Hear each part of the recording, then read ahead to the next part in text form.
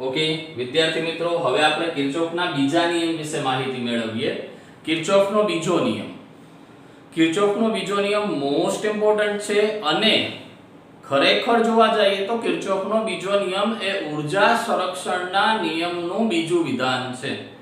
એટલે આની શરૂઆત અહીંયાથી કરવાની કે કિર્ચોફનો બીજો નિયમ એ ઊર્જા સંરક્ષણના નિયમનું બીજું વિધાન છે. હવે કિર્ચોફનો બીજો નિયમ ભણવા માટે આપણે કોઈ ક્લોઝ લૂપ લેવું પડે.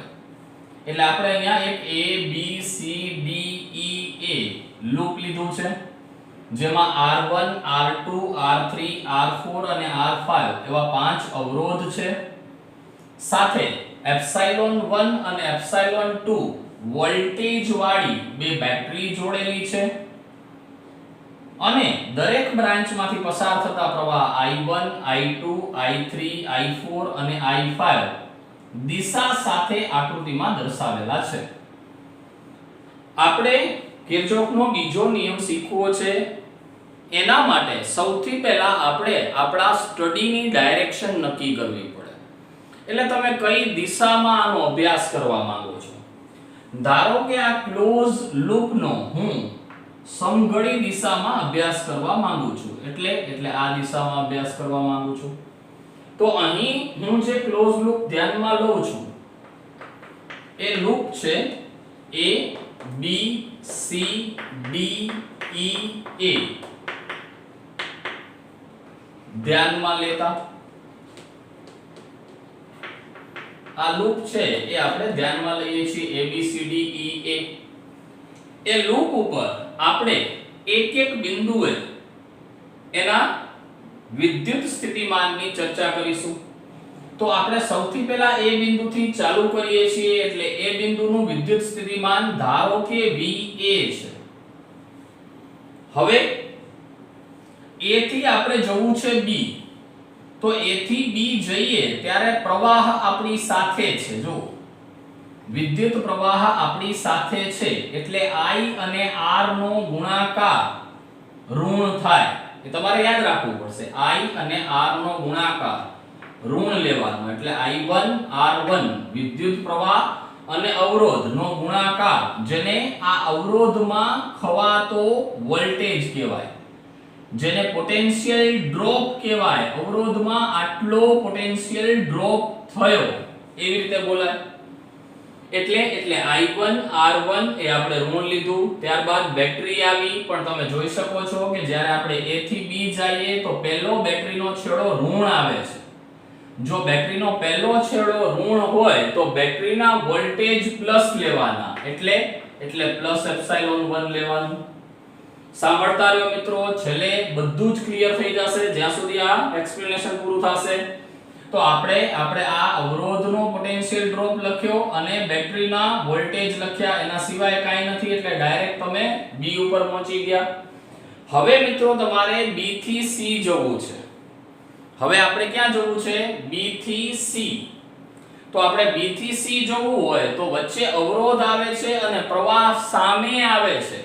પ્રવાહ સામે આવે એટલે પ્લસ લખવાનું. પોટેન્શિયલ ડ્રોપ અવરોધનો I2 R2 ધન આવશે. જોઈ શકો છો મિત્રો તમે કે એક અવરોધ જ હતો, પ્રવાહ સામે હતો એટલે I2 R2 ધન લીધું અને C પાસે પહોંચી ગયા. હવે C થી D જવું છે. તો પહેલા બેટરી આવી અને બેટરીનો પહેલો છેડો ધન આવ્યો. એટલે અહીંયા હું લખીશ માઈનસ ε2. એટલે આ બેટરીની ગણતરી કરી નાખી, બેટરીના વોલ્ટેજની. હવે અવરોધ આવ્યો. અવરોધમાં પ્રવાહ તમે જોઈ શકો છો કે અભ્યાસની દિશામાં જ છે. C થી D છે, સાથે છે પ્રવાહ. પ્રવાહ સાથે હોય એટલે I3 R3 potential drop I3 R3 અહીંયા નવી લાઈનમાં લખું છું, સમીકરણ એક જ છે.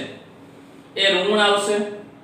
તો I3 R3 નેગેટિવ લીધું એટલે આપણે D ઉપર પહોંચી ગયા. હવે તમારે D થી E જવું છે.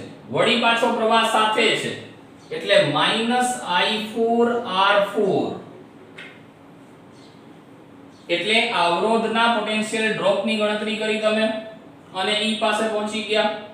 હવે તમારે E થી A જવું છે. પ્રવાહ સામે આવે છે. જુઓ, પ્રવાહ સામે આવે છે એટલે I5 R5 ધન લેશો તમે અને ફાઇનલી તમે પહોંચી ગયા a ઉપર એટલે પાછા તમે a ઉપર પહોંચ્યા એટલે ઇક્વલ ટુ આ બધી ગણતરી કર્યા પછી ઇક્વલ ટુ તમને શું મળશે તો પાછું a નું સ્થિતિમાન એટલે કે va મળશે પાછા તમે a ઉપર પહોંચી ગયા એટલે તમને a નું સ્થિતિમાન va મળી જશે તો તમે જોઈ શકો છો કે બંને બાજુથી આ va અને va કેન્સલ થઈ જશે હવે ir વાળા પદને એક બાજુ રાખીએ એપ્સિલોન વાળાને બીજી બાજુ લઈ જઈએ એટલે -i1r1 આ પદ લખ્યું પ્લસ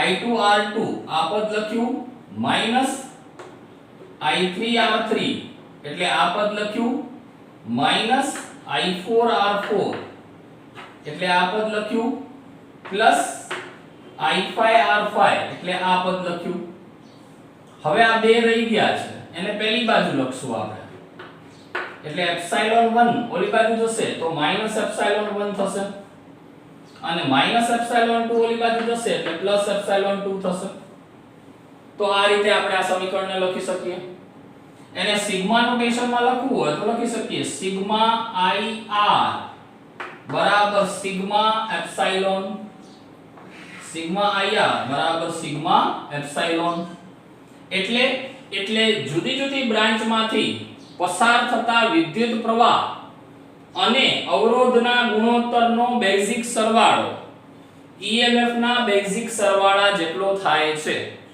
આ એનું સ્ટેટમેન્ટ છે આ જે સમીકરણ મળ્યું આપણને એ કિર્ચોફના બીજા નિયમનું મેથેમેટિકલ ફોર્મ છે ગાણિતીય સ્વરૂપે આપણે કિર્ચોફના બીજા નિયમને આ રીતે લખી શકીએ હવે આપણે જે સ્ટેટમેન્ટ છે કિર્ચોફના બીજા નિયમનું સ્ટેટમેન્ટ એ બહુ જ ધ્યાનથી સાંભળશું અને લખી લેશું કિર્ચોફના બીજા નિયમનું સ્ટેટમેન્ટ પહેલા નિયમનું સ્ટેટમેન્ટ તમે લખી લીધું છે હવે આપણે કિર્ચોફના બીજા નિયમનું સ્ટેટમેન્ટ લખીએ છીએ મિત્રો ધ્યાનથી સાંભળજો કોઈ બંધ પરિપથમાંના અવરોધો અને તેમનામાંથી પસાર થતા આનુષંગિક વિદ્યુત પ્રવાહના ગુણાકારનો સમગ્ર બંધ માર્ગ પર બેઝિક સરવાળો તે બંધ માર્ગમાં લાગુ પાડેલા EMF ના બેઝિક સરવાળા બરાબર હોય છે ફરીથી આપણે સ્ટેટમેન્ટ સાંભળીશું કોઈ બંધ પરિપથમાંના અવરોધો અને તેમનામાંથી વહેતા આનુષંગિક વિદ્યુત પ્રવાહોના ગુણાકારનો સમગ્ર બંધ માર્ગ પરનો બેઝિક સરવાળો એ તે બંધ માર્ગમાં લાગુ પાડેલા EMF ના બેઝિક સરવાળા બરાબર હોય છે સ્ટેટમેન્ટ તમે લખી લીધું હશે સ્ટેટમેન્ટ લખાઈ જાય એટલે આ પૂરું થતું નથી ત્યારબાદ એની સંજ્ઞા પ્રણાલીના નિયમો લખવાના છે જે મેં તમને કીધું હતું કે સાથે હોય તો માઈનસ અને સામે હોય તો પ્લસ બેટરીનો પહેલો છેડો ધન તો આ ડાબી બાજુ લખવું હોય તો ઋણ લખાય અને જમણી બાજુ લખવું હોય તો જે છેડો હોય એ જ લખાય તો એના બે નિયમો લખી લઈએ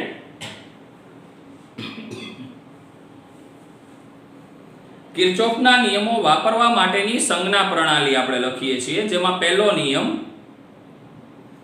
જો કોઈ અવરોધમાંની આપણી મુસાફરી વિદ્યુત પ્રવાહની ધારેલી દિશામાં હોય તો IR ઋણ લેવો જોઈએ અને જો મુસાફરીની દિશા અને પ્રવાહની દિશા પરસ્પર વિરુદ્ધ હોય તો IR ધન લેવો જોઈએ ફરીથી પેલો નિયમ બોલું છું ધ્યાનથી સાંભળજો જો કોઈ અવરોધમાંની આપણી મુસાફરી વિદ્યુત પ્રવાહની ધારેલી દિશામાં હોય તો IR ઋણ લેવો જોઈએ અને જો મુસાફરીની દિશા અને પ્રવાહની દિશા પરસ્પર વિરુદ્ધ હોય તો IR ધન લેવો જોઈએ હવે બીજો નિયમ જો બેટરીમાં મુસાફરીની દિશા ઋણ ધ્રુવથી ધન ધ્રુવ તરફ હોય તો બેટરીનું EMF જમણી બાજુ લખતી વખતે અંડરલાઈન કરજો જમણી બાજુ લખતી વખતે ઋણ લેવું જોઈએ પણ જો બેટરીમાંની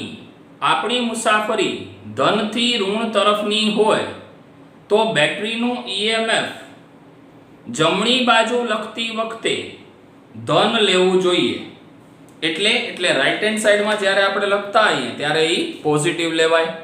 તો મિત્રો આ રીતે તમે કિર્ચોફના બંને નિયમો ભણ્યા. બહુ જ સારી રીતે એ બે વખત જોઈ અને ડાયજેસ્ટ કરી લો. કોપી તો કરશો જ પણ ડાયજેસ્ટ કરો, એને પચાવો. ત્યારબાદ આપણે આના દાખલાઓ છે એ સ્ટાર્ટ કરીશું. ધન્યવાદ મિત્રો.